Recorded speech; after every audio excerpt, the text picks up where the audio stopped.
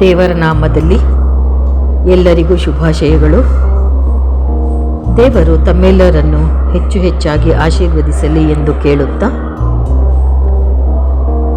ಕಣ್ಣೀರಿನ ಬೆಟ್ಟದ ಮೇಲೆ ಕಾಣಿಸಿಕೊಂಡ ಯೆಹೋವ ಈರೆ, ದೇವರು ಒದಗಿಸುವ ಸಮಯ ಎಂದಿಗೂ ತಡವಾಗುವುದಿಲ್ಲ. ಅಬ್ರಹಾಮನು ಆ ಸ್ಥಳಕ್ಕೆ ಯೆಹೋವ ಈರೆ ಎಂದು ಹೆಸರಿಟ್ಟನು. ಈ ವಚನ ಸತ್ಯವೇದದಲ್ಲಿ ಯಾವ ಅಧ್ಯಾಯದಲ್ಲಿದೆ ಎಂಬುದನ್ನು ಯಾರಾದರೂ ಹೇಳಬಹುದಾ ಅಥವಾ ಊಹೆ ಮಾಡಬಹುದಾ? ಅದೇ ಆದಿಕಾಂಡ 22:14. ಪ್ರಿಯ ಸಹೋದರ ಸಹೋದರಿಯರೇ, ನಮ್ಮ ಜೀವನದಲ್ಲಿ ಕೆಲವೊಮ್ಮೆ ಎಲ್ಲ ದಾರಿಗಳು ಮುಚ್ಚಿ ಹೋದಂತೆ ಕಾಣುತ್ತದೆ. ಸಮಸ್ಯೆಗಳು ದೊಡ್ಡದಾಗುತ್ತವೆ, ಆಶೆಗಳು ಕುಗ್ಗುತ್ತವೆ ಮತ್ತು ಇನ್ನು ಮುಂದೆ ಏನು ಎಂಬ ಪ್ರಶ್ನೆ ನಮ್ಮ ಹೃದಯವನ್ನು ಕಾಡ್ತಾ ಇರುತ್ತೆ ಅಲ್ವಾ? ಆದರೆ ಇಂತಹ ಸಮಯದಲ್ಲಿಯೇ ದೇವರು ತನ್ನನ್ನು ಯೆಹೋವ ಈರೆ, ಒದಗಿಸುವ ದೇವರು ಎಂದು ಪ್ರಕಟಿಸುತ್ತಾನೆ.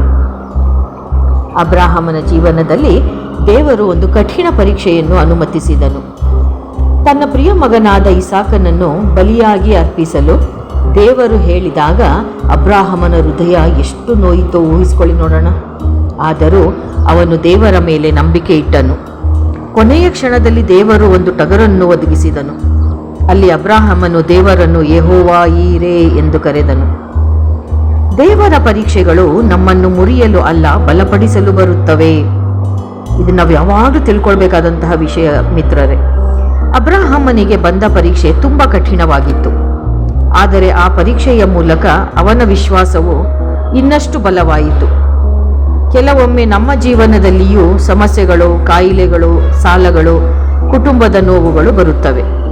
ಆದರೆ ದೇವರು ನಮ್ಮನ್ನು ಕೈ ಬಿಡಲ್ಲ. ಯಾವತ್ತಿಗೂ ದೇವರು ಮಾತ್ರ ನಮ್ಮ ಕೈ ಬಿಡಲ್ಲ ಮಿತ್ರರೇ. ದೇವರ ಒದಗಿಸುವಿಕೆ ಸರಿಯಾದ ಸಮಯದಲ್ಲಿ ಬರುತ್ತದೆ. ಅಬ್ರಹಾಮನು ಬಲಿಪೀಠವನ್ನು ಸಿದ್ಧಪಡಿಸಿದ ನಂತರವೇ ದೇವರು ಟಗರನ್ನು ತೋರಿಸಿದನು. ದೇವರ ಸಮಯ ನಮ್ಮ ಸಮಯಕ್ಕಿಂತ ವಿಭಿನ್ನವಾದುದು. ನಾವು ತಡವಾಗಿದೆ ಎಂದು ಭಾವಿಸಿದಾಗಲೂ ದೇವರು ಸರಿಯಾದ ಸಮಯದಲ್ಲಿ ಕಾರ್ಯನಿರ್ವಹಿಸುತ್ತಾನೆ. ಇದು ಬಹುಶಃ ನಮ್ಮೆಲ್ಲರ ಅನುಭವದಲ್ಲಿ ಬಂದಿರಬಹುದು. ದೇವರು ನಮ್ಮ ಅಗತ್ಯವನ್ನು ಈಗಾಗಲೇ ತಿಳಿದಿದ್ದಾನೆ. ಮೋರಿಯಾ ಬೆಟ್ಟಕ್ಕೆ ಹೋಗುವ ಮುಂಚೆಯೇ ದೇವರು ಪರಿಹಾರವನ್ನು ಸಿದ್ಧಪಡಿಸಿದ್ದನು. ನಮ್ಮ ಅಗತ್ಯಗಳು, ಕಣ್ಣೀರು, ಪ್ರಾರ್ಥನೆಗಳು ದೇವರಿಗೆ ಗೊತ್ತಿವೆ. ನಾವು ಹೇಳುವ ಮುಂಚೆಯೇ ಆತನು ತಿಳಿದಿದ್ದಾನೆ. ಯೇಸು ಕ್ರಿಸ್ತನು ದೇವರ ಪರಿಪೂರ್ಣ ಒದಗಿಸುವಿಕೆ. ಇಸಾಕನ ಬದಲಿಗೆ ಟಗರು ಒದಗಿಸಿದಂತೆ ನಮ್ಮ ಪಾಪಗಳಿಗಾಗಿ ದೇವರು ತನ್ನ ಮಗನಾದ ಯೇಸು ಕ್ರಿಸ್ತನನ್ನು ಕೊಟ್ಟನು. ಶಿಲುಬೆಯ ಮೇಲೆ ಯೇಸು ಮಾಡಿದ ತ್ಯಾಗವು ದೇವರ ಪ್ರೀತಿಯ ಅತ್ಯುನ್ನತ ಒದಗಿಸುವಿಕೆಯಾಗಿದೆ.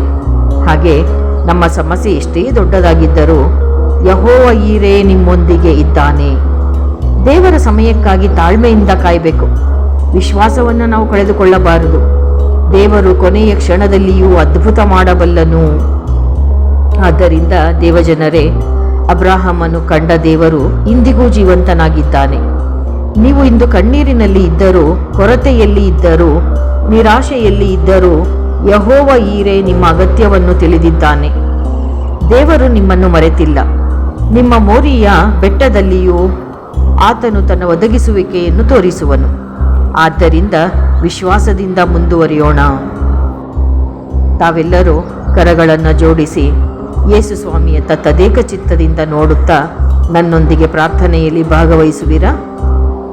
ಪರಲೋಕದ ಪ್ರೀತಿಯ ತಂದೆಯೇ, ನೀನು ಯೆಹೋವ ಈರೆ, ನಮ್ಮ ಅಗತ್ಯಗಳನ್ನು ಒದಗಿಸುವ ದೇವರು ಎಂದು ನಿನ್ನನ್ನು ಸ್ತುತಿಸುತ್ತೇವೆ, ಮಹಿಮೆಪಡಿಸುತ್ತೇವೆ.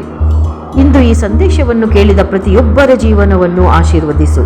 ನಿರಾಶೆಯಲ್ಲಿರುವವರಿಗೆ ನಿರೀಕ್ಷೆ ಕೊಡು. ಕಾಯಿಲೆಯಲ್ಲಿರುವವರಿಗೆ ಗುಣಪಡಿಸುವ ಸ್ಪರ್ಶವನ್ನು ನೀಡು. ಆರ್ಥಿಕ ಸಂಕಷ್ಟದಲ್ಲಿರುವವರಿಗೆ ನಿನ್ನ ಒದಗಿಸುವಿಕೆಯನ್ನು ಅನುಭವಿಸುವ ಕೃಪೆ ನೀಡು. ಅಬ್ರಹಾಮನಿಗೆ ನೆರವಾದಂತೆ ನಮಗೂ ನೆರವಾಗು. ದಯವಿಟ್ಟು ನಮಗೂ ನೆರವಾಗು. ನಮ್ಮ ವಿಶ್ವಾಸವನ್ನು ಬಲಪಡಿಸು. ನಮ್ಮ ಕಣ್ಣೀರನ್ನು ಸಂತೋಷವಾಗಿ ಪರಿವರ್ತಿಸು. ನಮ್ಮ ಕುಟುಂಬಗಳನ್ನು, ಮಕ್ಕಳನ್ನು, ಉದ್ಯೋಗವನ್ನು ಮತ್ತು ಸೇವೆಯನ್ನು ಆಶೀರ್ವದಿಸು. ಈ ವಿಡಿಯೋವನ್ನು ಕೇಳ್ತಿರುವಂತಹ, ನೋಡುತ್ತಿರುವಂತಹ ಪ್ರತಿಯೊಬ್ಬೊಬ್ಬರನ್ನು ಮುಟ್ಟಿ ಆಶೀರ್ವದಿಸು ತಂದೆ. ನಿನ್ನ ಸಮಯದಲ್ಲಿ ನೀನು ಅದ್ಭುತ ಮಾಡುವ ದೇವರು ಎಂಬ ನಂಬಿಕೆಯನ್ನು ನಮ್ಮ ಹೃದಯಗಳಲ್ಲಿ ಹೆಚ್ಚಿಸು. ಎಲ್ಲ ಮಹಿಮೆ ಮತ್ತು ಘನತೆ ನಿನಗೆ ಸೇರಲಿ. ಯೇಸು ಕ್ರಿಸ್ತನ ಅಮೂಲ್ಯ ನಾಮದಲ್ಲಿ ಪ್ರಾರ್ಥಿಸುತ್ತೇವೆ. ಪಿತರ ಸುತರ ಮತ್ತು ಪವಿತ್ರಾತ್ಮರ ನಾಮದಲ್ಲಿ ಆಮೇನ್ ಆಮೇನ್.